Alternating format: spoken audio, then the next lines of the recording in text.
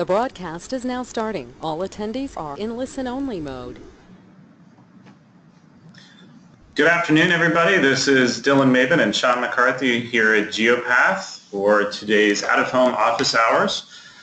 Today we're going to be talking to everyone about the upcoming Geopath Insight Suite, some of the new functions that we're releasing, and some of the new tools that are actually available today for you to explore. So we're going to talk a little bit today about understanding how hourly impressions came to be, how they're calculated, and then also a little demo of our beta website to look at the hourly audience delivery for what we're calling the Seasonal Hourly Explorer.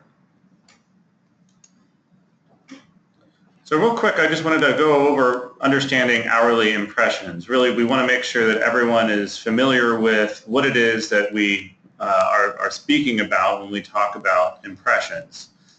So to start back at the basics, an impression is a gross audience metric. It includes the sum of all media exposures. This can be the same individual driving down the same road multiple times, being exposed to and having the opportunity to see and a likelihood to see a piece of advertising or a message multiple times over the course of a period.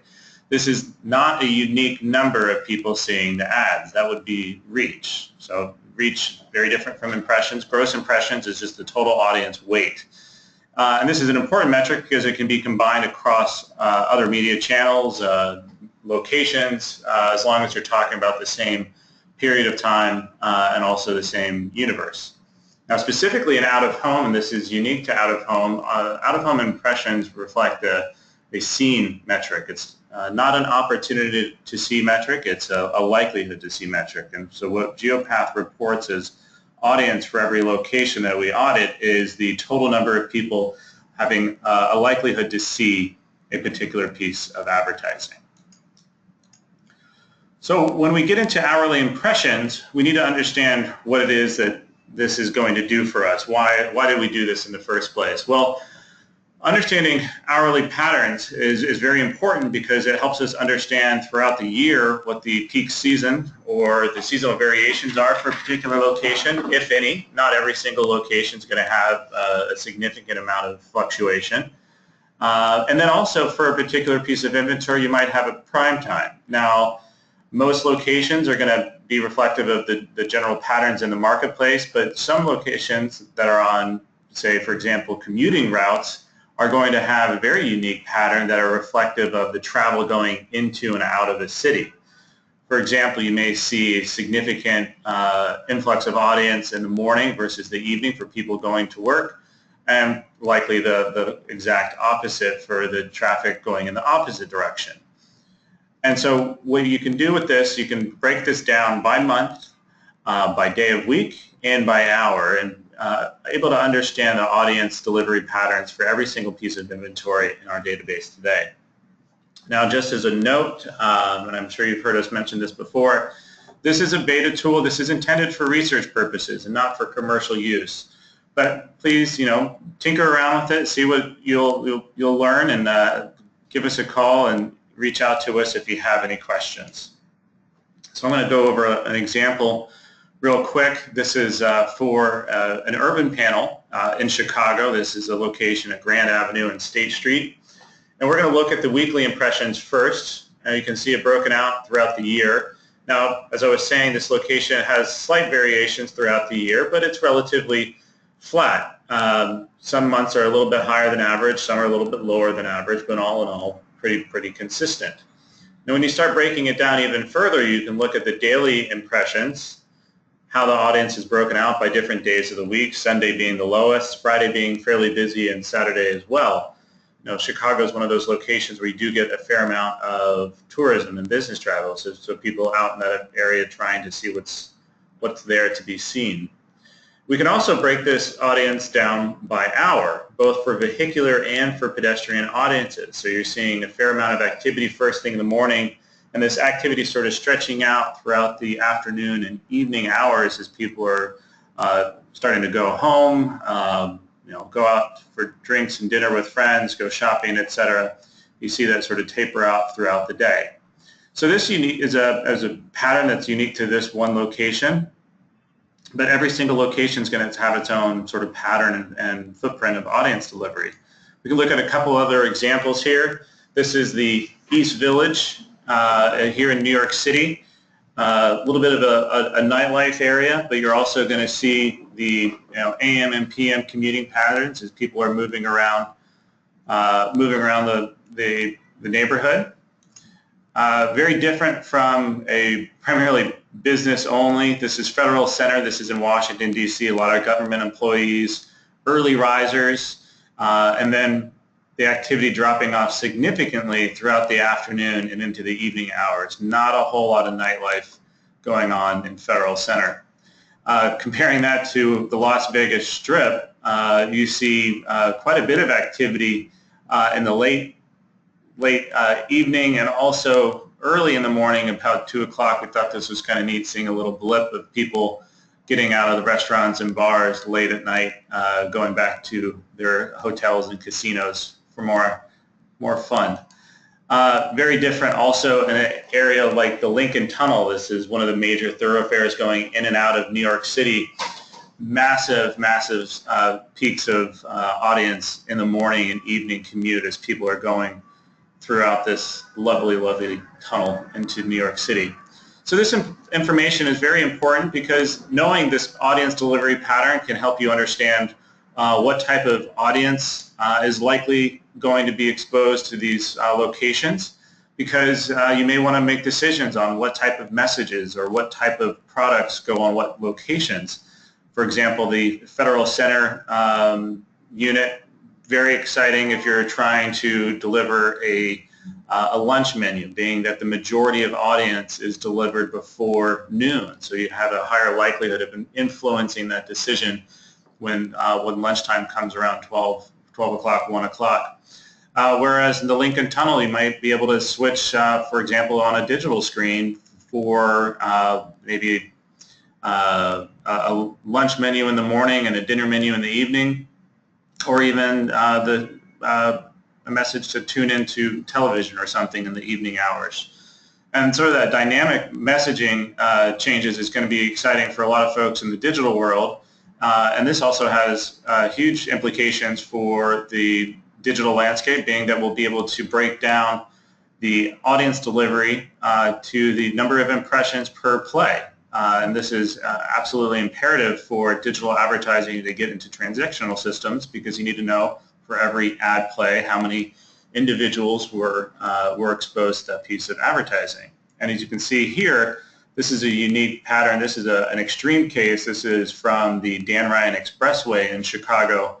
During the 2 a.m. hour, each 8-second ad that is played delivers less than 1 impression, whereas during the 5 o'clock congestion hour and the evening commute, an 8-second message delivers a total of 47 impressions. So as you can see, the ability to quantify that is going to be very important to understand the value of advertisements throughout time, both by hour, by days of weeks, and then also the understanding that seasonal variation, understanding how those audiences are going to change.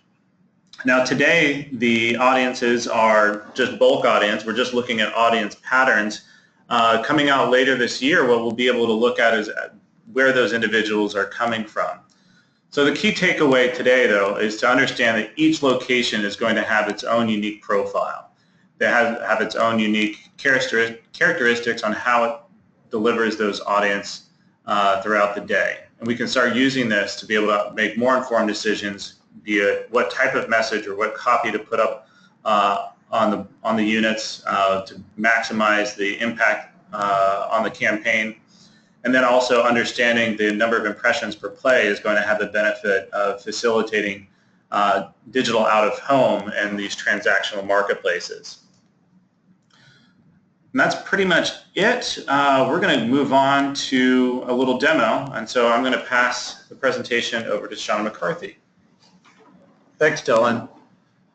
So as Dylan mentioned, we've created a new website to enable you to access this data. Sorry, just All right, so from our website, we have our Seasonal and Hourly Explorer available. There's a large icon here to access the new website, but from the membership section, you also have access to the Seasonal and Hourly Explorer.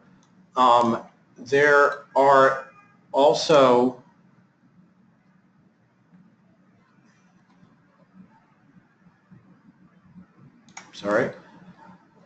we have a video tutorial and also a step-by-step user guide that you can access to take a look at before you use the tool.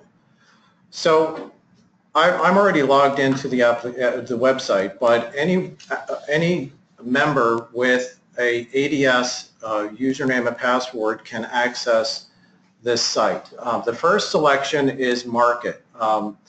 Just as with the ADS website, you can select a DMA, CBSA, county, or any custom markets that you've created using the ADS username and password that you've created. I'm going to select a DMA. You're able to search rather quickly for any DMAs that you would like to start to look at data. Once you've made that selection, you can click on Next. The next selection is the panels that you want included in your analysis. You can select an operator and a media type. The operators listed here are those operators that have inventory in your selected market. Once you select an operator, only those media types, again, that are in the selected operator and market are displayed. There are also searches, so you can search for a panel ID if you know a specific unit that you want to look at. The interface supports the ability to select more than one panel in an analysis, and you can always go back if you want to change any of these inputs. When you're happy with the selection, you can click on Next. The next selections are for what time periods you want to look at. The default is to show all days of the week, but you can simply click on and off any of the day types to include them or not. And the hours of the day are defaulted at 24 hours, but using the slider, you can also restrict your analysis to, let's say you wanted to look at an AM drive, such as a radio day part, you could do that as well. The months of the year, again, the default is for the full year, but you are able to change the selection so you can look at part of the year. You can look at only summer months if you want to. We're going to keep all of the selections as the default and click on Submit. The application pulls in the data and it will display for you all of the information. You'll see a map of all the locations that you've selected. You can toggle from one selected panel to another by using this toggle button, and you can see that the distribution of audience will change based on your selections. You can see that there is a chart that shows you the hourly variation by day of week. You have a chart that shows you the monthly variation, and below you will see that there are just simply panel attributes that you can view for that particular panel. All of this data is available for export via CSV format, and you can also print the data if you would like. Oops. Sorry.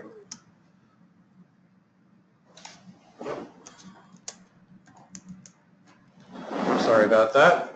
What we've done is to select a panel for you that is in the Myrtle Beach area. And the reason we selected this was because it's a good example that will show you the seasonal variation. You can see that this is a very highly touristed area, and when you look at the monthly distribution of audience, you can see that there is definitely a peak rather in the summer months. And I should also note that, as Dylan mentioned, you can look at pedestrian variation versus vehicular and total as well. So that's really all there is to the website. So one of the things I thought was also kind of neat about this location is that you can see, again, the sort of nightlife behavior. So as people are out milling about, having fun at their beach vacation, you can see that the late Saturday night bleeding into early Sunday morning, far on the left-hand side here, is when you're getting more than twice the amount of activity that you would on a normal weeknight in this area. So we think this is pretty darn exciting, and this is just a preview of the full capabilities that's going to be coming out later this year. But this is available today for you all to explore. Again, this is not for commercial use, but this roadside inventory is available today. We're also working on transit, and that's going to be integrated into that application in the next couple of months. We're also very excited to bring that to market as well. We did have one question. I have two questions. First question was, when do you expect to have the ability to select a custom market smaller than county? Yeah, that's going to be coming out this fall and sort of a preview market, and then this winter and into next year to be able to provide that ultimate flexibility, really drilling down into the unique sort of sub-county trade area definitions, getting all the way down to census, tract, and zip code levels. And this is a representation of 2015. So just to go back over to the website, you can see that these patterns reflect what occurred in 2015. So we have sort of a raw output. And this is going to be different when we start creating the predictive data set to be able to have what's likely going to occur versus what has occurred in the past. So one of the questions was, are we able to combine panels to get overall audience impressions for a package of panels? Not on these charts, but that information, as Sean was saying, could be exported in a CSV file, and then that can be opened up in an application like Excel to be able to then aggregate across all those pieces of inventory for those time periods. So all of that can be done as well. It gives you, we are providing the information at its most granular format, so you can have that flexibility and do what you will with it. So have fun with it. Let us know if you have any questions, and we'll pause actually just for a second just in case anybody wants to ask any more questions. No takers? No?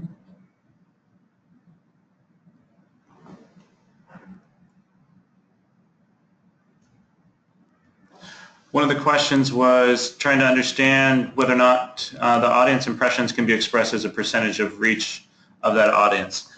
This is just impressions. It's just a gross metric that we are providing, again, because this is not going to be integrating any of the new data resources as far as duplication or in-market versus out-of-market from across the country. We're really just looking at total bulk audience at this point. So that's going to be something that we'll see later on this year. And one question was whether or not this can take into account rotary campaigns for reach and frequency. Again, this doesn't include reach and frequency, but if you're going to be moving inventory around the marketplace or doing roadblocks at different times of day, this would be something that would be helpful to understand what percentage of your daily audience delivery would be seen for that period of time.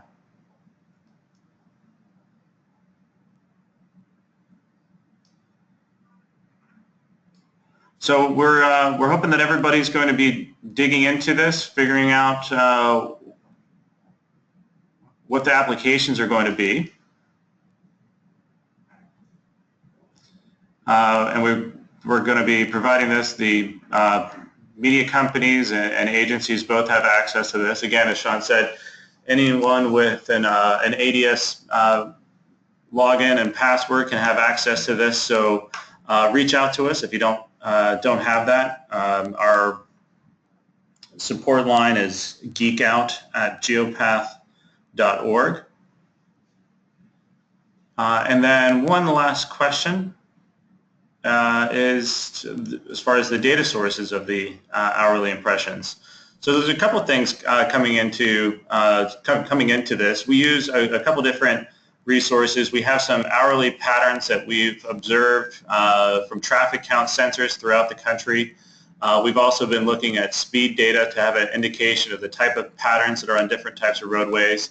But the real powerhouse that's driving this capability is from our data partners with AirSiege and City Labs, being able to take a look at mobile cellular data sets and understanding the activity of people moving through a location, and then also understanding where those trips are starting and beginning. And that information is what's indicative of the pedestrian volumes and vehicular volumes as people are moving around in the marketplace. So that's what's really enabling all of this. And so we're really excited to be able to leverage even more of those insights out of that data set, and that's what we're busy here at the office building right now. And we're really excited to bring some of those more capabilities out to the marketplace in the next coming months. So again, reach out to us at geekout@geopath.org if you have any questions. And we really appreciate everyone's time. A lot of people showed up today, so glad that this is exciting and something that you want to hear more about. So reach out to us if you have any questions, and we'll talk to you soon. Take care.